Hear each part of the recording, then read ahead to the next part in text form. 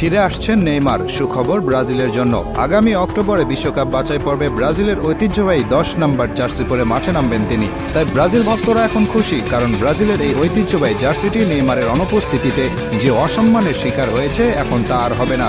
আগামী অক্টোবরে শক্তিশালী দল চিলির বিপক্ষে খেলবে ব্রাজিল। বিশ্বকাপ বাছাই পর্বে ব্রাজিলের অবস্থা এখন খুব ভালো নয়, আছে 6 নম্বরে। পৃথিবীর ইতিহাসে একমাত্র দল ব্রাজিল যারা সবগুলো বিশ্বকাপের আসরে খেলেছে। বাকি যত দল আছে, আর্জেন্টিনা, স্পেন, জার্মানি, যাদের কথাই বলুন না কেন, তারা সবাই একবার না একবার হলেও বাছাই পর্ব থেকে বাদ পড়ে মূল বিশ্বকাপ খেলার যোগ্যতা হারিয়েছিল। কিন্তু ব্রাজিলই একমাত্র দল যাদের কোনোদিন এমন কিছু দেখতে হয়নি। কিন্তু এবার শঙ্কা জেগেছে বিশ্বকাপ বাছাই পর্ব থেকে বাদ পড়ার।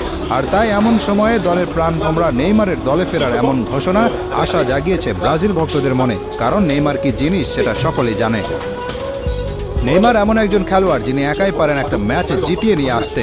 বর্তমানে ব্রাজিল দলে যারা আছেন তারা সবাই মিলে যত গোল করেছেন, নেইমার একাই করেছেন তার চেয়ে বেশি।